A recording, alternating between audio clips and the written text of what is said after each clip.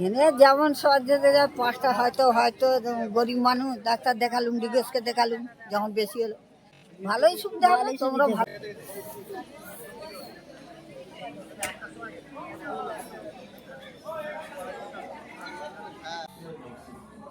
এটা হচ্ছে হাওড়া জেলার বাগনান থানার বিরামপুর গ্রামে। এটা 10 বছরে পদার্পণ করলো।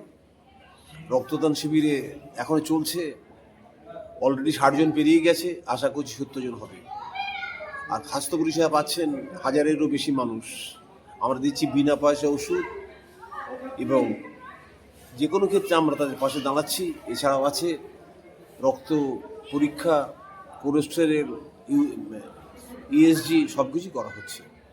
আসলে এখানকার মানুষের যে আগ্রহ, যে উদ্দীপনা, তা আমাকে মুগ্ধ করে, যার জন্যে আজকে এই বছর এই বয়সেও চেষ্টা করি ভালো করে করা যায়।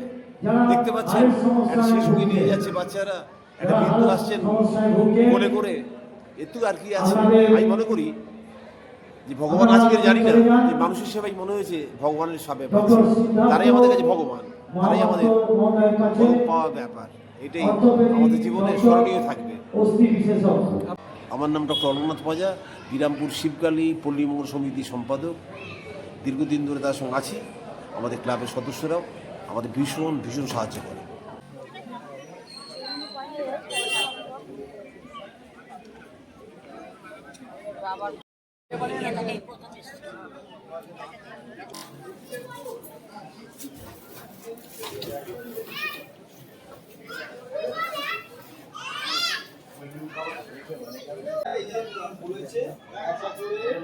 খাবার আগে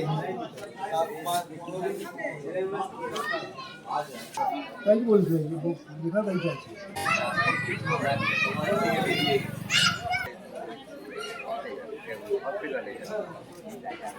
এটা প্রত্যেক বছর হলেই তো খুবই ভালো হয়, কেন যে সকলের তো আর্থিক অবস্থা ভালো নয়, গরিব দুঃখীদের জন্য খুবই ভালো হয়।